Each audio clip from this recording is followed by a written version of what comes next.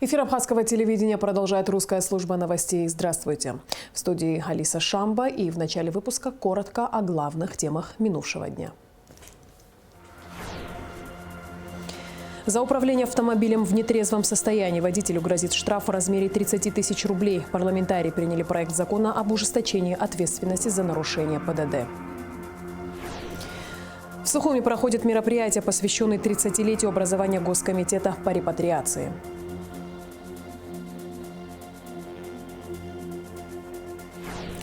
В МГИМО открылась выставка «Страна души», посвященная абхазской культуре, быту и традициям.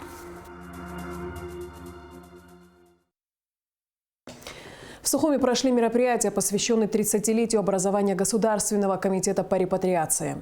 Сотрудники комитета, делегации из Турции, Иордании, Ливана и Республики Северного Кавказа почтили память первого президента Абхазии Владислава Ардзинба, возложив цветы к его мемориалу в селе Нижняя Ишера. Затем делегаты возложили цветы к мемориалу погибшим в Отечественной войне народа Абхазии в Парке Славы, а также к памятнику жертвам Кавказской войны. Один из важнейших вопросов для Абхазии – возвращение на родину соотечественников, проживающих за рубежом. С этой целью 23 марта 1993 года был учрежден Госкомитет по репатриации. Указ об этом подписал председатель Верховного Совета Абхазии Владислав Ардзинба. Однажды он произнес фразу которая означает «возвращение соотечественников спасет нашу родину». Эти слова вот уже 30 лет являются девизом Комитета по репатриации. Почтить память первого президента Абхазии пришли сотрудники комитета, делегации из Турции, Иордании, Ливана и Республик Северного Кавказа. Народ Абаза – один из самых разбросанных народов по белому свету.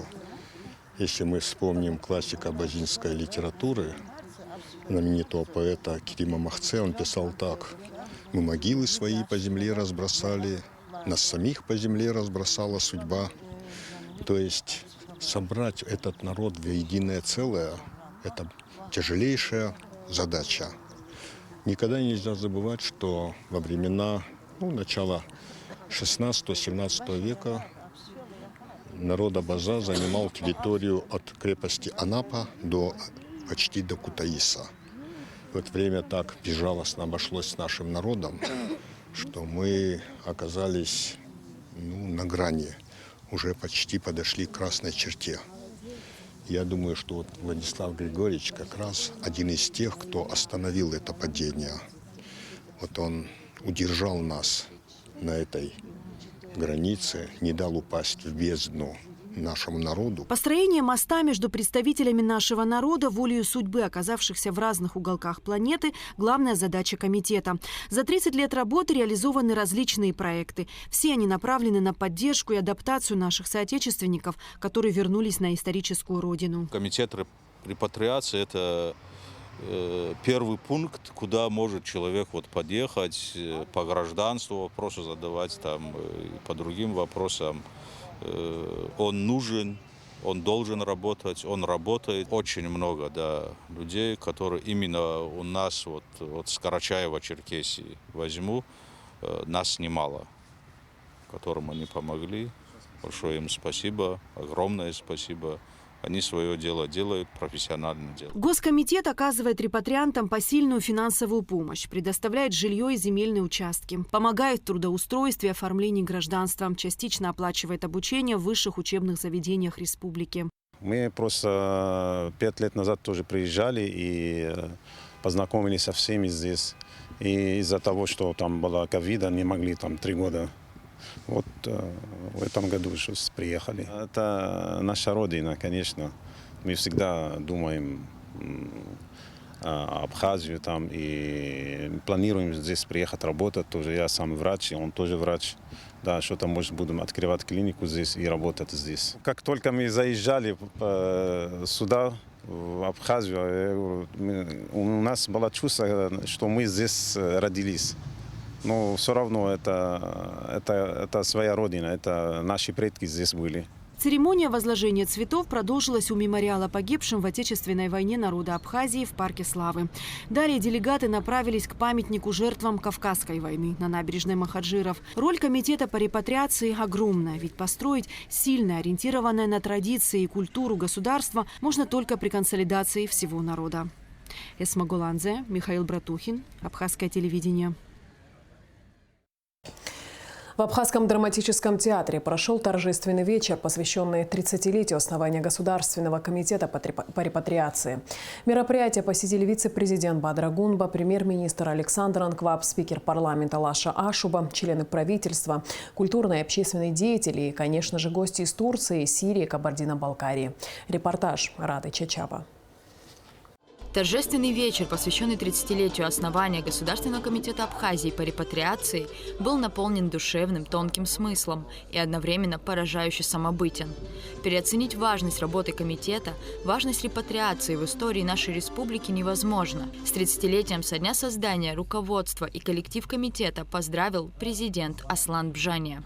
Глава государства отметил, что на протяжении 3 десятилетий комитет успешно справляется со своей главной задачей – оказанием помощи репатриантам в период возвращения, адаптацией и созданием условий для их комфортного проживания на земле своих предков и служит ключевым связующим звеном между абхазской диаспорой и Республикой Абхазия. Мы хотим, чтобы наши братья за рубежом помнили, что Абхазия – наш общий дом, и мы всегда ждем их возвращения на родину. Так, объединив усилия, мы сможем выстроить сильное, процветающее государство, подчеркнул президент. Поздравительный адрес Аслана Бжания зачитал руководитель администрации президента Джансух Нанба.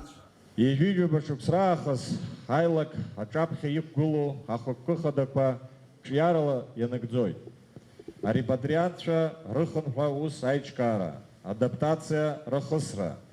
Рабдуцар джинж дгелагны анхар янцыр ирзы атагыла заша бзия апцара упа убыс егертке. Апсад гелах ахан хваза хунткара пилагы апсу диаспоры апсна хунткары и мазду и хадару успарту. Айлаганам хгайцвей, аузуйцвей и рабзураны турктулан, шантулан, Йорданиян, Мысран, Яробыс, Егерт, Ахуаныр светыла кургын, Хаджин жуар турух псад гелах рыхан хуа алыр шахай. Харт яхтахуб атын хункарра кургнын хо хашца вирдыр вазарц. Апсны дарги харги ахзейбшу, аюнашха турух псад гелах рыхан хуа еснак шазыпшу. Хамч койлацаны, хавяхыр койбытаны, харт яхалшойд, Югу и из Хазыгу Ахунткара Аргылара. В честь юбилея Государственного комитета по репатриации собралось множество людей. Собравшиеся почтили минутой молчания память добровольцев из Турции и Сирии, отдавших жизни за свою родину, за землю своих предков. Поздравительный адрес от спикера парламента Лаша Ашуба и депутатов зачитал руководитель аппарата Народного собрания Вадим Бжания. Ахунткара пиелака усура анхацыркыз инаркны, апсу ахунткара аргыларакны, а диаспорал шара корхархвара аззаара, ехеги хразлоу саараны икугылоу. Шупсыра чала и курханы яахгу хаймадараква, реха харашым япысуа, ато ахойд, ехах диаспора хатарнакча, гвацпы харылахтыла а важларат, а политикат, а экономикат, а культурат стазара ехалаху. Апсад гилах ахын хразы, Апсна хунткара пиелакы репатрианты статус зауз атылава, кучарала адаптация хысрас, а республикакны рзин тагыла заща шокзырго, а хунткара система яхтаку усбартаны япцов. Апсад гелахахын хразы, апсна хунткара пиелака усура демография, а социал кчара усурта тыпла, нхартала айкуршара, а цараюра, ухай рыску хунткарат программаква рынок зара язку. Обслужила резара парламента ахзала. И табуб хашахас хтахуб абсадгилах ахын храза абснахунткара пиелака заапсара аду аветеранча. Еха амаца зызуаз зиги имя пол аусураза. И взеха шойт абхакаги айхзараква шчаԥхьа аус нагӡатәқәа рыӡбараҟны. С поздравительными словами и самыми теплыми пожеланиями выступили члены правительства, общественные и культурные деятели, а также гости республики. Многие репатрианты активно участвуют в экономической, политической, культурной жизни суверенной, независимой, демократической Абхазии. Сегодняшнее мероприятие наполняет нас всех чувством гордости. Мы можем подвести определенные итоги и, наверное, вместе с вами наметить планы на будущее. Но это путь для тех людей, путь репатрианта, которые на самом деле искренне любят Абхазию и хотят пригодиться Абхазии, народу Абхазии. Дай Бог, чтобы на этой земле всегда были самые достойные люди. И если сюда попадает репатриант, чтобы этот репатриант был лучшим из лучших, чтобы гордилась эта земля такими людьми. На сегодняшний день репатрианты, вернувшиеся на родную землю, полностью интегрированы в общество. Они заводят семьи, растят детей, работают на благо своей родины. И, как показывает опыт работы Комитета по репатриации, счастливы, что вновь воссоединились с родной Абхазией. Национальным советом общественной организации «Абаза» и Государственным комитетом по репатриации Республики Абхазия в 2021 году в Стамбуле было подписано соглашение о сотрудничестве. Это послужило дополнительным импульсом для сближения Апсны и Абазашты, а также усилению отношений с многочисленной абаза-диаспорой в Турции, Иордании, Египте, Сирии и других странах, где живут потомки наших махаджиров. Владислав Ардзимба сказал однажды: спасение нашей Родины – возвращение соотечественников. Однозначное благо возвращения абхазов злобным роком судьбы, раскинутых по частям света, на историческую родину неоспоримо. За 30 лет Комитет по репатриации проделал огромную работу, и она, безусловно, будет продолжена. Две родины дал мне Всевышний однажды, а сердце всего лишь одно. То вместе с Апсны, то спеша в Абазашту. Разбилось на части оно. Две родины, счастье или горечь, не знаю. Мне это умом не познать, как ту колыбельную, что напевает всем абазинам любимая мать, страна души. Торжественная часть мероприятия завершилась концертом. Рада Чачава, Михаил Братухин, Константин Парулуа, Абхазское телевидение. Министр иностранных дел России Сергей Лавров награжден орденом Ахтзапша первой степени. Соответствующий указ подписал президент Абхазии Аслан Бжани. Сергей Лавров удостоен высокой государственной награды за большой личный вклад в деле признания независимости Республики Абхазия, укрепления и развития абхазо-российских межгосударственных отношений. В Москве состоялась встреча секретаря Совбезов Абхазии и России Сергея Шамба и Николая Патрушева, сообщает пресс-служба аппарата Совета безопасности России. Патрушев и Шамба обсудили обеспечение национальной безопасности двух стран. Стороны подписали план сотрудничества между аппаратами Советов безопасности на 2 года. Документ предусматривает мероприятия по укреплению взаимодействия силовых ведомств и правоохранительных органов.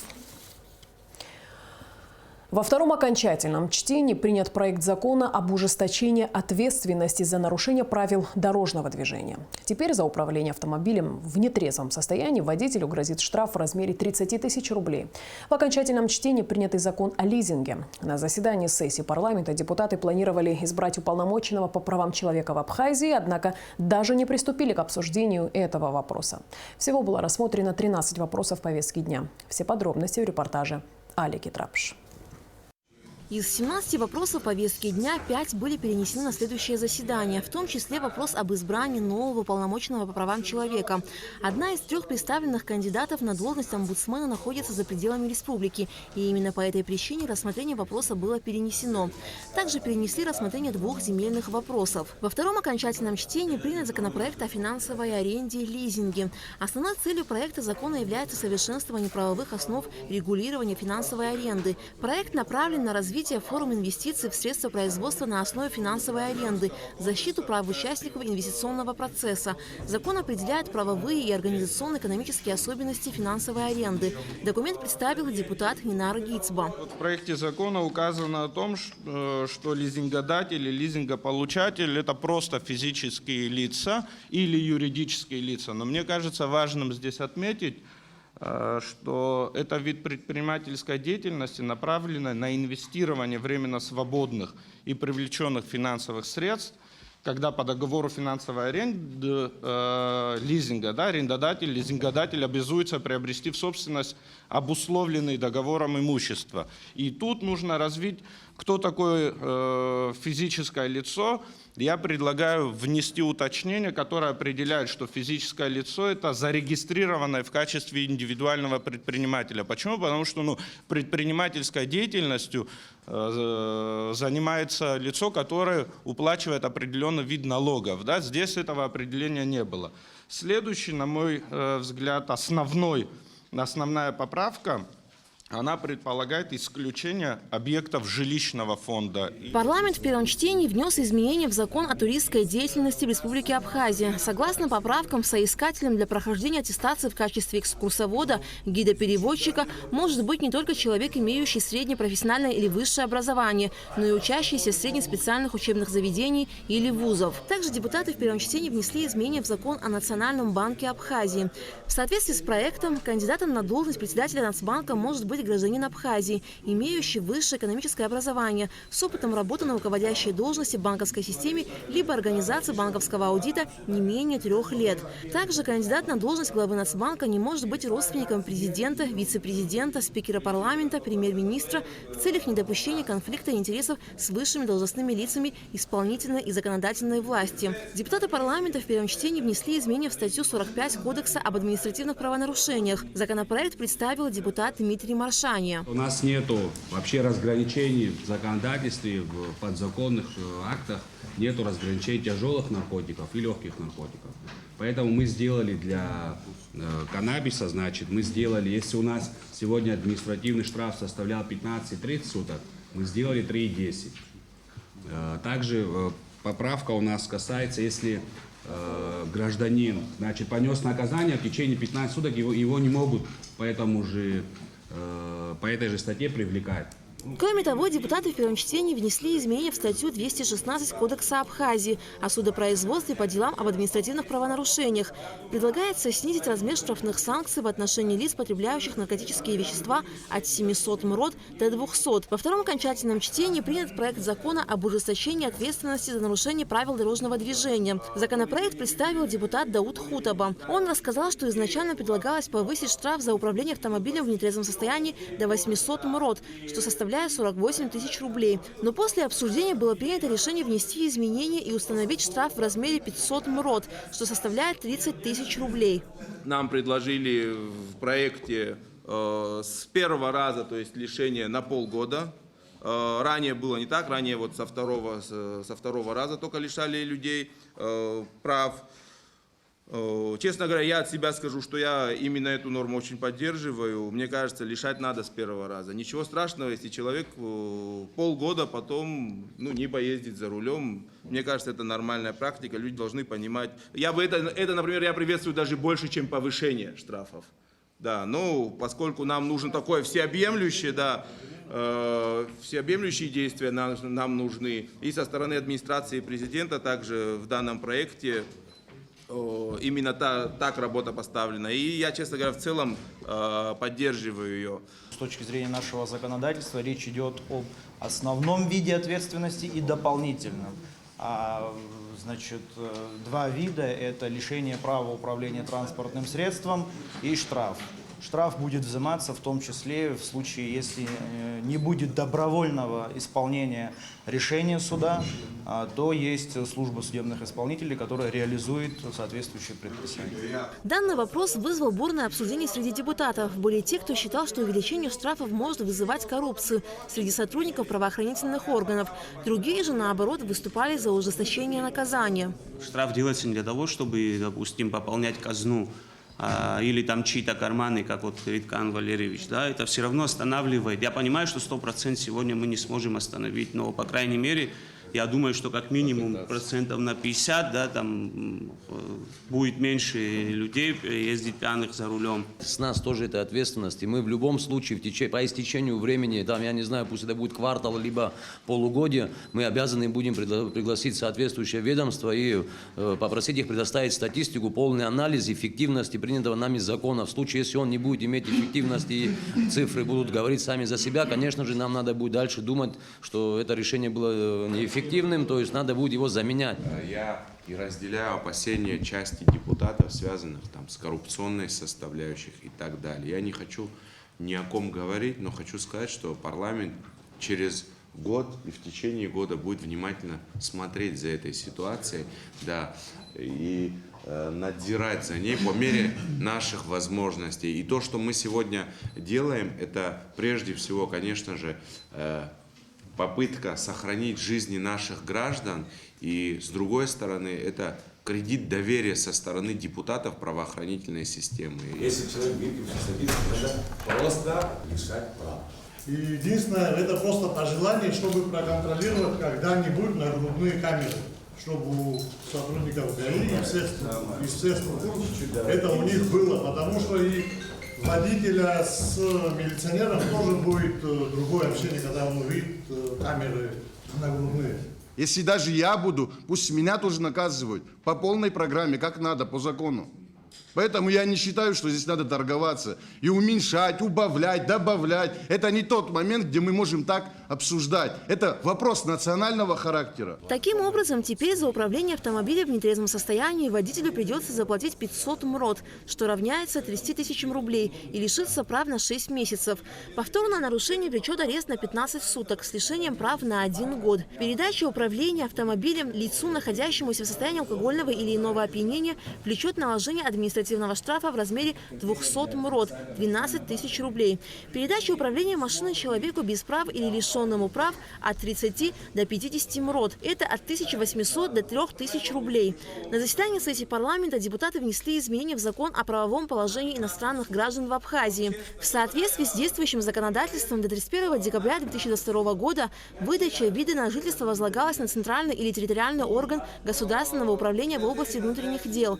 В связи с истечением данного срока сложилась ситуация, при которой вид на жительство на законном основании выдать не предоставляется возможным. В данном законопроекте предлагается продлить срок возложения этих полномочий на центральный или территориальный орган государственного управления в области внутренних дел до 31 декабря 2027 года. Депутаты приняли решение по 4 из 6 земельных вопросов, включенных в повестку дня. Парламентарии дали согласие Кабинету министров на предоставление общества с ограниченной ответственностью «Тамыш Бионд» в аренду 1,2 гектара земли в селе Тамыш для хозяйственной деятельности. Также депутаты дали согласие на перевод земельных участков из категории в категорию в поселке Гулрыбш, селе Хыпста и селе Бабышара для последующего строительства индивидуального жилища, промышленной базы и объекта размещения санаторно-курортного типа. Имущественный комплекс Сухумское рыболовецкое хозяйство включен в перечень объектов, подлежащих приватизации. Аля Катрап, Шраму Камки, Алексей Баструков, Абхазское телевидение. В МИД Абхазии состоялись переговоры с сопредседателями международных женевских дискуссий в формате видеоконференции. Участники встречи обсудили повестку дня предстоящего раунда дискуссий. Это вопросы безопасности и стабильности в регионе, возобновление работы механизма по предотвращению и реагированию на инциденты, проблемы, связанные со свободой передвижения. 57-й раунд международных женевских дискуссий по стабильности и безопасности в Закавказье состоится в Женеве 4-5 апреля. В Абхазии будет открыт Центр образования и науки. Предварительная дата открытия центра была определена на встрече министра просвещения Инала Габлия с делегацией Северо-Кавказского федерального университета. Новый Центр образования станет площадкой, которая объединит работу всех вузов России. Он станет ресурсным научно-образовательным центром для педагогов Абхазии. Этот проект и многие другие мероприятия реализуются в рамках выполнения госзадания Министерства науки и высшего образования России, а также по линии консорциума «Большой Кавказ», объединяющего университеты России, Абхазии, Южной Осетии и Армении. Открытие центра планируется 1 сентября. Родной язык, литература и фольклор, современность и перспективы. Под таким названием в Баку прошла международная научно-практическая конференция. В ней приняли участие гости из братских республик Адыгеи, Кабардино-Балкарии, Карачаево-Черкесии. Конференция посвящена 95-летию со дня рождения известного абхазского филолога, литературоведа, доцента кафедры абхазской литературы АГУ Владимира Анквабы и 30-летию победы и независимости Абхазии. В стенах Московского государственного института международных отношений открылась выставка «Страна души». Все представленные здесь работы посвящены абхазской культуре, быту и традициям. Экспозиция организована абхазским землячеством МГИМО при поддержке Министерства культуры и Абхазского государственного музея. Гугут Савардания расскажет подробности. Уникальные предметы быта, описывающие жизнь наших предков, работы юных мастеров Абхазии, отличающиеся утонченностью и оригинальностью, одежда и обувь, памятные монеты из серии «Выдающиеся личности Абхазии», предметы шитья и текстиля. Эти и другие уникальные вещи хранят в себе большую и богатую историю страны души Апсны. В одном из залов МГИМО 20 марта открылась выставка, посвященная Абхазии. Экспозиция организована абхазским землячеством МГИМО при поддержке Министерства культуры и Абхазского государственного музея. Абхазское землячество МГИМО уже 10 лет занимается продвижением культуры и традиций Абхазии. И данная выставка является отличной возможностью продемонстрировать культурную самобытность, особенность абхазов. Сама выставка поделена на две части, и первая включает в себя различные культурные, бытовые, текстильные, охотничьи экспонаты, которые предоставил нам Государственный музей Республики Абхазия при поддержке Министерства культуры Республики Абхазия. Вторую же часть составляют полотна абхазских мастеров, и у нас представлены произведения как общеизвестных художников, так и начинающих студентов художественных вузов. Скажем, например, справа от меня представлены произведения выдающегося художника и члена Творческого союза художников России Бориса Ашуба. Одновременно с этим гости выставки могут ознакомиться с серией портретных картин студента первого курса художественного института имени Сурикова Османа Авицба, а также пейзажи и абстракции студентки 4-го курса МГИМО Евы Богателя. Землячество объединило многих творческих активных людей, которые реализуют большое количество проектов от интеллектуальных игр до межвузового турнира по футболу.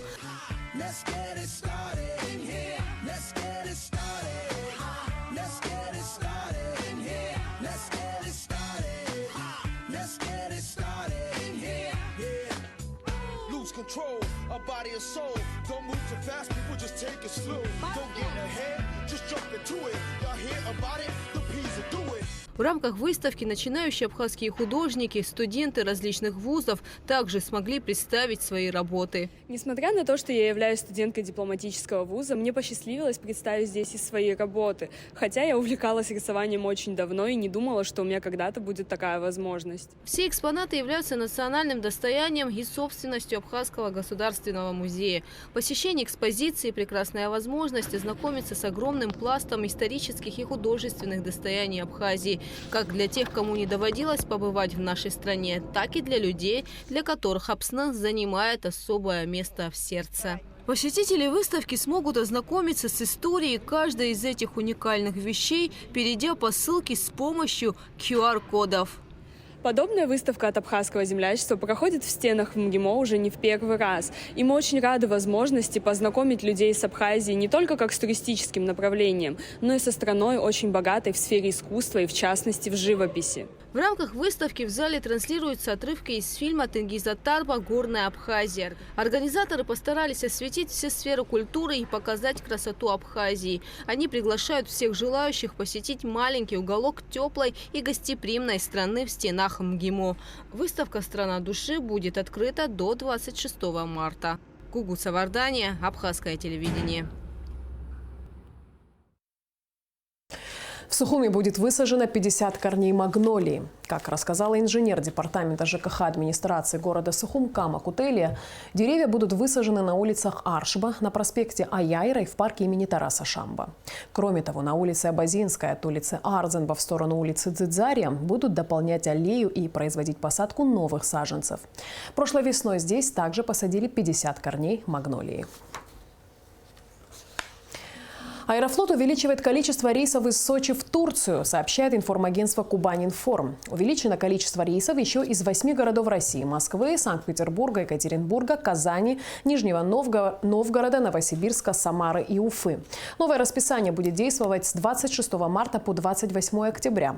Из Сочи можно улететь в 4 турецких города – Стамбул, Анталию, Бодрум и Даламан.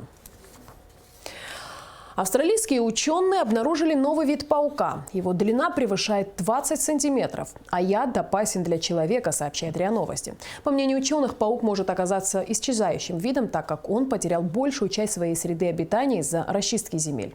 Паукообразное гнездится под землей, обладает густым волосяным покровом. Его укусы могут вызывать боль и отек у людей. И в завершении выпуска по традиции информация о погоде.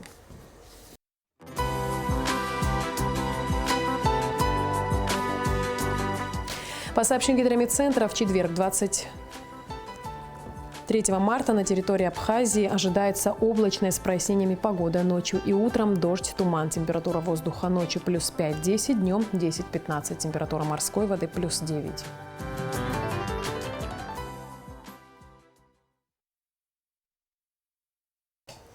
На этом наш выпуск завершен. Всего доброго и до встречи в эфире.